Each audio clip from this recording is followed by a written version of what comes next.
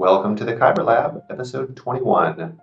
Here we're going to look at a Bo-Katan-led Mandalorian team versus a Nute team with Wampa and Django as the two main damage dealers. This is a pretty common setup. The team members on either side can be a little bit different depending on what your roster is like, but Bo-Katan is an awesome lead for protection regeneration and ending with 60 banners against Nute or Dooku teams. Dooku teams maybe not quite as much if they're all separatists due to the counterattacks. There's basically the gear. Let's go for the gear check first of all. You generally want to have about the same gear levels. An exception could be the armor. You don't really need her to be higher gear, although speed is useful. But your DPS character should be the same level as the opponents. Mod, nothing special. It helps if you move first a lot with the armor usually, but it's not 100% required. How to play. Usually the most common ways that people play this is to put 3 ingots on Canderous and use his taunt ability granted from Bo's leadership, and then let them attack Canderous and he counterattacks and kills them all. It's like a common, easy way to play. You can also do the more aggressive assist style, which is like accidentally done here. Let's see how it goes. So the armor is first, and in this case, going to use the armor shred and then mass attack. This will give 1 other ingot if the armor is able to attack also. There we go, armor shred, and the armor didn't actually attack. You saw the animation, but the attack didn't go through, so there's only 2 ingots, which is sort of a problem. We'll see though here. Not a good idea to attack Dooku because of the counterattacks. Could be stunned or ability blocked. If you go listen to the actual video that you can see in the search results along with this one, if you're looking through Grand Arena Science, Zareth does a good job talking this through as well. And now we can see shortly where this fight is lost.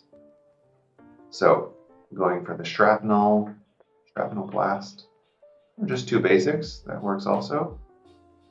A daze would be wonderful. This is one of the great things too, versus teams with Dooku or other counterattackers in it.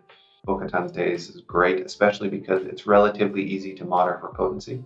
Her base potency is quite high, so a potency cross will give her over 100% potency. Then you can go for Dooku, and here, I'm going to back up a moment.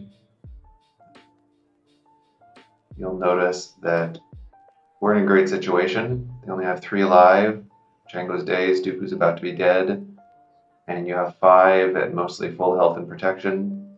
And now you will see never get to pay extortion.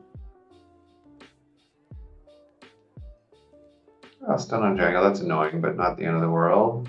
I did a shrapnel blast, everyone's still alive. Good. Now Zareth is discovering that he only has 2 ingots instead of 3.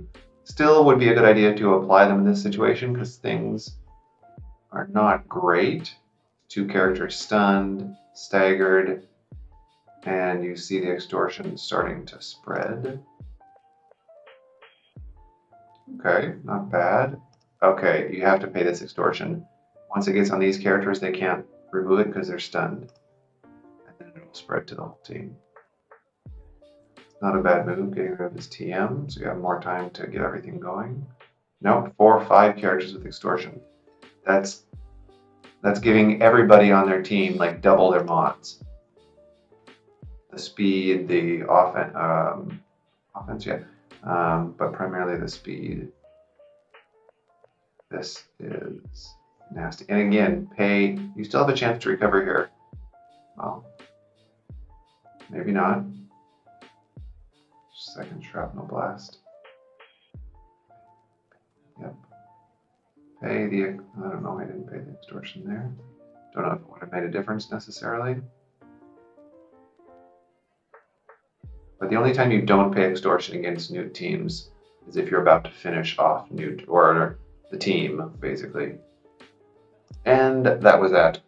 A textbook example of how one teeny little mistake, not paying off Nute's extortion, can lead to a terrible loss of what Should have been a 58-point win. Hope it helped. Cheers.